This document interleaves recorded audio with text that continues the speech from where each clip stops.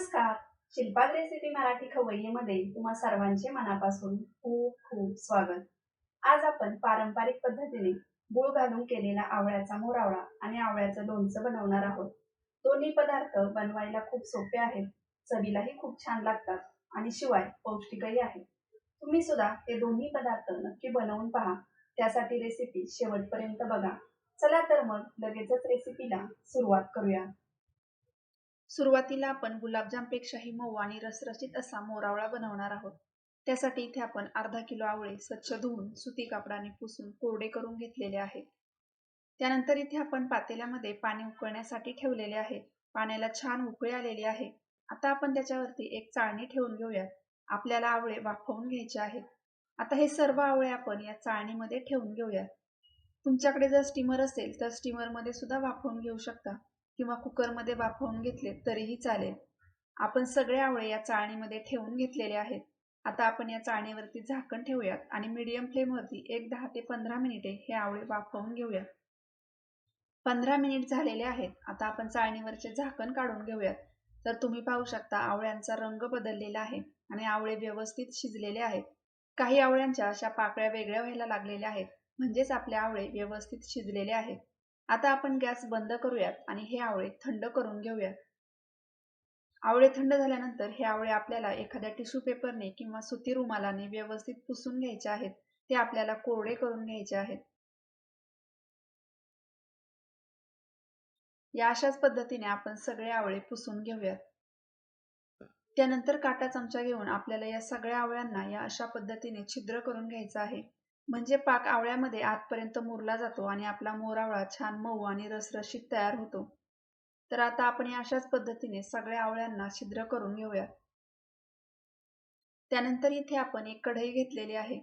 आपण शिजवून घेतलेले सर्व आवळे या कढईमध्ये ठेवून घेऊयात. त्यानंतर इथे आपण अर्धा किलो आवळ्यांसाठी अर्धा किलो गूळ घेतलेला आहे. हा गूळ सुद्धा आपण या आवळ्यांवरती टाकून घेऊयात. त्यानंतर आता आपण याच्यामध्ये चिमूटभर मीठ, एक छोटासा दालचिनीचा तुकडा आणि 2 हिरवी वेलची टाकून घेऊयात. त्यानंतर आता आपण हा गूळ हाय फ्लेमवरती एकसारखा हलवत विरघळवून घेऊयात. तर इथे तुम्ही पाहू शकता 5 मिनिटांमध्ये गूळ व्यवस्थित विरघळलेला आहे.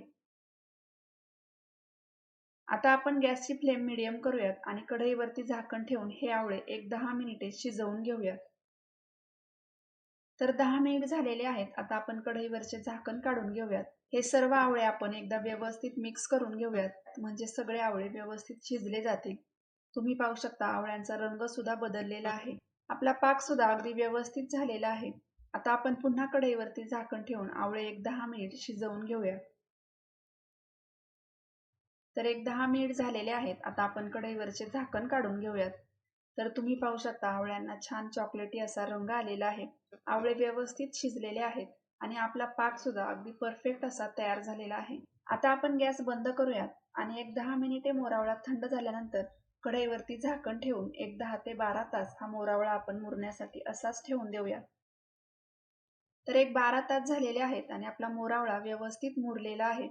तुम्ही पाहू शकता छान मऊ आणि रसरशीत असा मोरावळा तयार झालेला आहे. पाक सुद्धा अगदी व्यवस्थित घट्टसर असा झालेला आहे. आवळ्याच्या आतपर्यंत पाक व्यवस्थित मुरलेला आहे.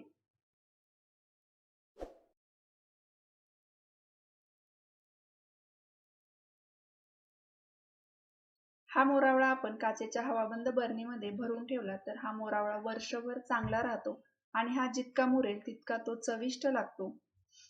तुम्ही सुद्धा या पद्धतीने गूळ घालून केलेला मोरावळा नक्की बनवून पहा. त्यानंतर आता आपण आवळ्याचे लोणचे बनवणार आहोत. त्यासाठी इथे आपण अर्धा किलो आवळे स्वच्छ धुवून सुती कापडाने पुसून कोरडे करून घेतलेले आहेत. आता हे आवळे आपल्याला वाफवून घ्यायचे आहेत. त्यासाठी आपण पातेल्यामध्ये पाणी उकळण्यासाठी ठेवलेले आहे. पाण्याला छान उकळी आलेली आहे. आता आपण या पातेल्यावरती एक चाळणी ठेवून घेऊयात. त्यानंतर आता हे सगळे आवळे आपण या चाळणीमध्ये ठेवून घेऊयात. आता चाळणीवरती झाकण ठेवून 10 ते 15 मिनिटे आपण हे आवळे वाफवून घेऊयात. तर 15 मिनिटे झालेले आहेत. आपण चाळणीवरचे झाकण काढून घेऊयात. तर तुम्ही पाहू शकता आवळे व्यवस्थित शिजलेले आहेत. आवळ्यांचा रंगही बदललेला आहे आणि आवळ्यांच्या अशा पाकळ्या वेगळ्या व्हायला लागलेल्या आहेत, म्हणजेच आपले आवळे व्यवस्थित शिजलेले आहेत. आता आपण गॅस बंद करूयात आणि हे आवळे थंड होण्यासाठी एका सुती कापडावरती काढून घेऊयात। आवळे थंड झाल्यानंतर आपण या सुती कापडाने हे आवळे कोरडे करून घेऊयात।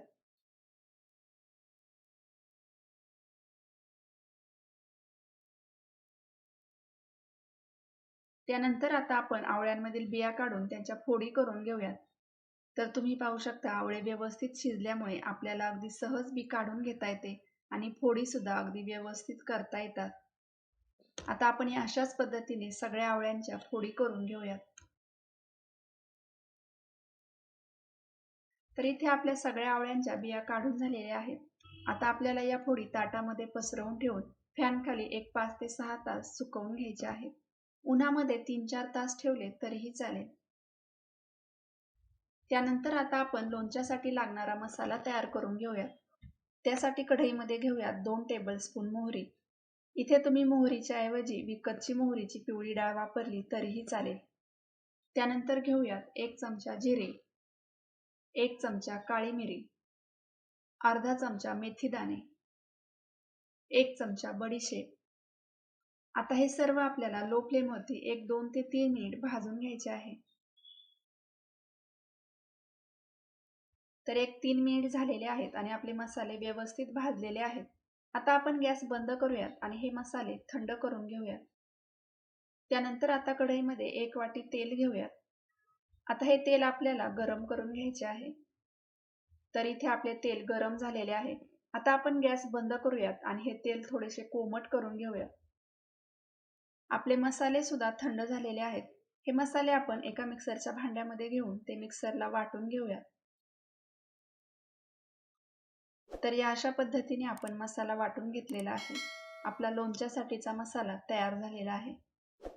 आपल्या आवळ्याच्या फोडी सुद्धा 5 ते 6 तास फॅन खाली व्यवस्थित सुकलेले आहेत। आपले तेलही व्यवस्थित कोमट झालेले आहे। आता आपण याच्यामध्ये टाकून घेऊयात पाव चमचा हिंग, अर्धा चमचा हळद, 1.5 चमचा लाल तिखट। त्यानंतर टाकूयात अर्धा चमचा काळं मीठ, 2 चमचे मीठ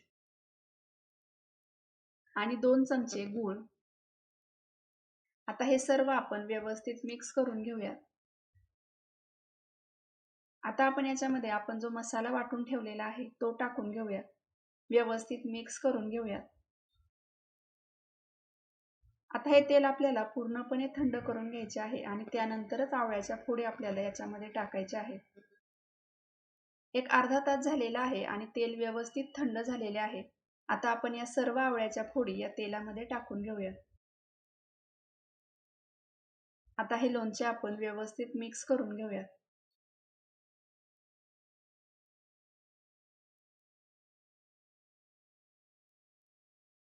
तर इथे तुम्ही पाहू शकता आपल्या लोणच्याला छान असा लाल रंग आलेला आहे। आता आपण या कढईवरती झाकण ठेवून हे लोणचे एक 10 ते 12 तास असेच मुरण्यासाठी ठेवणार आहोत। तर एक 12 तास झालेले आहेत। आपण कढईवरचे झाकण काढून घेऊयात। तर तुम्ही पाहू शकता गूळ आणि मिठामुळे लोणच्याला छान तेल सुटलेले आहे। अगदी छान चटपटीत असे आपले लोणचे तयार झालेले आहे। लोणचं आपण काचेच्या हवाबंद बरणीमध्ये भरून ठेवल्यामुळे ते वर्षभर चांगले राहते, टिकते आणि त्याला बुरशीही लागत नाही। तुम्ही सुद्धा आज आपण बनवलेला आवळ्याचा मोरावळा आणि आवळ्याचं लोणचं नक्की बनवून पहा। रेसिपी आवडल्यास रेसिपीला लाईक करा, शेअर करा। आपल्या चॅनलवर नवीन असाल तर कृपया आपल्या चॅनलला सबस्क्राईब करा आणि आपल्या नवीन रेसिपीच्या नोटिफिकेशनसाठी शेजारील बेल आयकॉनवर क्लिक करून ऑलवर क्लिक करा। पुन्हा भेटूयात अशाच एका छानशा नवीन रेसिपीसह। तोपर्यंत धन्यवाद।